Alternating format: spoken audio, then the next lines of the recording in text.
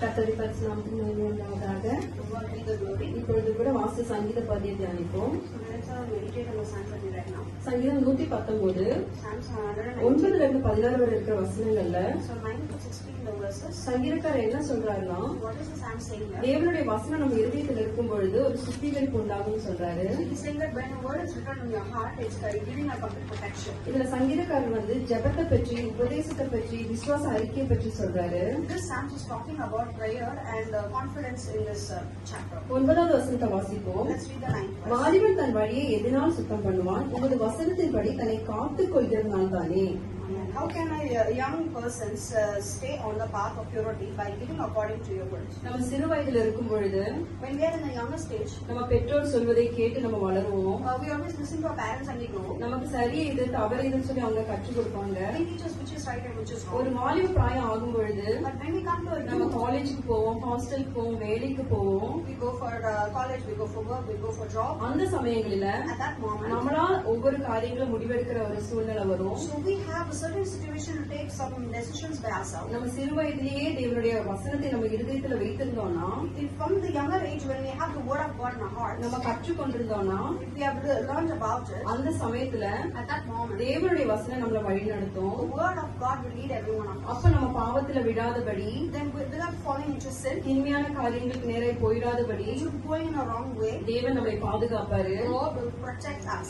சிறு வயதுல நம்ம தேவனை பற்றி தெரிந்து கொள்ளாம, in the younger age if we don't know about the Lord, வசனத்தை கற்றுக்கொள்ளாம நம்ம இருந்தோம்னா, if we do not learn the word of God, நம்ம உலகத்துக்கு இன்ட்ரோடியூஸ் ஆகும் பொழுது காலேஜ் டைம்ல எல்லாம், when you're getting introduced to the world during your college days, நமக்கு சரி இது தவறு எதுன்னு நமக்கு தெரியாம போயிடும். we will not know which is right and which is wrong. அந்த சமயத்துல at that moment, நம்ம உலகம் சொல்வதை போல, the world as the உலக மனிதர்கள் சொல்வதை கேட்டு, we listen to the worldly people, நண்பர்களை கேட்டு, the friends that we மீடியாக்களை கேட்டு, all the நம்ம media காரியங்களை செய்கிறதாய் போவோம். and we start doing things like அந்த that. சமயத்துல பாவத்துல விழுவோம். at that moment we fall into sin. நம்ம அநேக காரியங்கள் தோல்வியாய் முடியும். many times we face failure. நம்ம அடிபட்டு we just keep getting நம்மளுடைய ஃபியூச்சர் கேள்விக்குறியாய் மாறிடும். our future will become a great அதனால இங்க வாலிபர் வந்து so yeah தன் வழியை எதனால் சுத்தம் பண்ணுவான்னு சொல்லி சங்கீதக்காரர் சொல்றாரு. so the Psalm says that the youth person stay on the path of purity. தேவனுடைய வசனம் the word of God நம்ம இருதயத்துல காத்து காணப்படணும். so we have to protect the word of God in our அவருடைய heart. வசனம் நம்ம இருதயத்துல இருக்கும் பொழுது,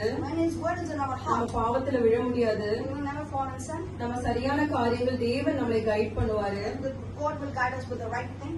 வசனம் இப்படியாக சொல்லப்படுகிறது. the word says like வாலிப பிராயத்தில் சிருஷ்டிகரை நினைன்னு சொல்லி, it says that during your youth age remember the word of God. நம்ம ஆதியாகமம் 39ல பார்த்தோம்னா, யோசேப்பு if you see in Joseph's life, யோசிப்பு பாவமான ஒரு சூழ்நிலையில போகும்பொழுது அவரு அதுல இருந்து விட்டு ஓடினாரு.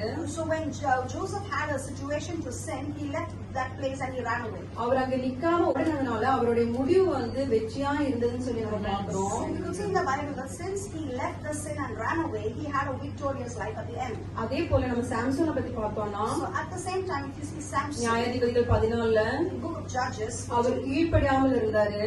he was disobeyed. தேவனை கீழ்ப்படியில, பெற்றோரை கீழ்ப்படியில, தேவனுக்கு பிரியமில்லாத வழியில போனாரு. he went in a wrong way.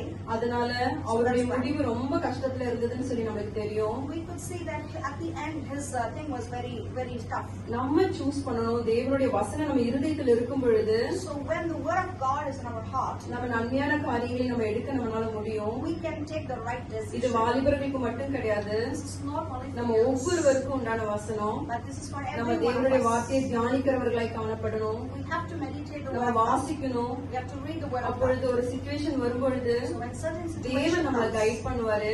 God will lead us. நீதிமொழிகள் ப்ராவர்ப்ஸ்ல நம்ம பார்த்தோம்னா, so if you see in Proverbs, தேவனுடைய வசனம் வெளியேற பெற்றது, முத்துக்களை காட்டிலும் வெளியேற பெற்றதுன்னு சொல்லி நம்ம பார்க்கிறோம். the word of God is more precious than pearls, பொன்னை காட்டிலும், more than gold, எல்லாம் ட்ரெஷரை காட்டிலும் அது வெளியேற பெற்ற வசனம் தேவனுடைய வசனம். more than every treasure. The word of God is very precious. அது நம்ம இருதயத்தில் நம்ம காத்துக் கொள்கிறவர்களை நம்ம காணணும். so we should be people who நமக்கு வெற்றி நிச்சயமா வரும். and surely will face victory. 11 வாசிச்சோம்னா, let's read the 11th verse. நான் உமக்கு விரோதமாய் பாவம் செய்யாதபடிக்கு உமது வாக்கை என் இருதயத்தில் வைத்து வைத்தேன். I have hidden your word in my heart that I may not sin against you. இந்த சங்கீதக்காரர் சொல்றாரு, This psalm is saying, தேவனுடைய வசனத்தை, the word of God, நீதி நியாயங்களை, through a righteousness, கமாண்ட்மெண்ட்ஸ் கட்டளைகளை எல்லாம் through all the commandments, இருதயத்துல வைத்ததுனால since I kept it in my heart, பாவத்துல விடாதபடி இருந்தேன்னு சொல்றாரு. saying that I did not fall into sin.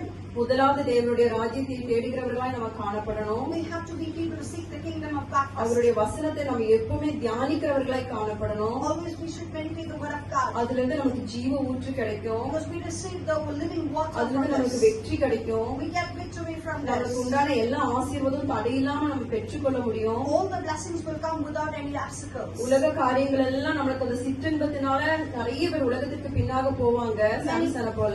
Just like Samson, many people will go towards the world. ஆனா கடைசியில அது வெற்றியில முடியாது. But finally do not give us நம்ம victory. தேவனை நோக்கி பார்க்கிறவர்களாய் நம்ம காணப்படணும். We have to always look upon the Lord Jesus Christ. அதுக்கப்புறம் 10:12 இருந்து 16 வரை பார்த்தோம்னா ஜெபத்தை குறித்தும் விசுவாச அறிக்கை குறித்து தான் இங்க சங்கீதக்காரர் சொல்றாரு. In 10th and 11th it talks about the faith of dedication.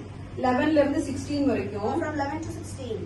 10வது வசனத்தை பார்த்தோம்னா, என் முழு இருதயத்தோடு உம்மை தேடுகிறேன், என்னை உமது கற்பனைகளை விட்டு வழி தப்ப விடாதேன்னு சொல்றாரு. It says in the 10th verse, I seek you with all my heart, do not let me stray from your commands. நாமும் தேவனுடைய வசனத்தை We also தியானிக்கிறவர்களாய் காணப்படணும். we have to be முழு இருதயத்தோடு கூட அவரை தேடுகிறவர்களாய் நம்ம இருக்கும் பொழுது when we seek the word தேவனுடைய of God, சித்தம் எல்லாம் நம்மளுடைய வாழ்க்கையில நிறைவேறும். the God's will come நம்மளுடைய to pass. மனமகிழ்ச்சியான நாட்களாய் ஒவ்வொரு நாளும் காணப்படும். We can see a lot of joyful things in இந்த our life. வசனத்தின்படியாக தேவன் உங்களை ஆசீர்வதிப்பாராக. May the Lord Jesus bless us. ஜெபித்து முடிப்போம். ஹல்லேலூயா.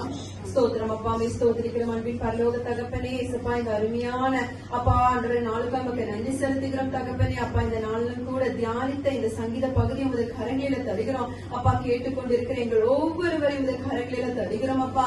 அப்ப உம்முடைய வசனம் எங்க இருதயத்துல நாங்க காத்துக்கொள்ள அப்ப எங்கள் ஒவ்வொருவரையும் உதவி செய்யுங்க அப்பா. எங்களை, எங்க பிள்ளைகளை, எங்க குடும்பத்தை உதவி செய்யுங்க அப்பா. நாங்க சபையாக உங்களுடைய வசனத்தை தியானித்து அப்பா உமக்கு முக்கியத்துவம் கொடுக்கிறவர்களை நாங்க காணப்படணுமே அப்பா. அதுல இருந்து வருகிற சர்வ ஆசீர்வாதத்தையும் சகல ஆசீர்வாதத்தையும் நாங்க பெற்றுக்கொள்கிறோம் ஏசப்பா.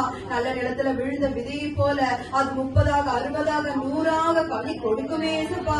அந்த ஆசீர்வாதம் அப்ப இந்த வசனத்தின்படியாக அப்பா நாங்க உற்சாகத்தோடு கேட்கிறவர்களாய், முழு இருதயத்தோடு கேட்கிறவர்களாய் அப்பா எங்களை மாற்றப்பட கிருபைக்காக நன்றி செலுத்துகிறோம். இயேசு ரட்சகன் ஜெபிக்கிறோம் ஜீவனுள்ள நல்ல பிதாவே, ஆமென்.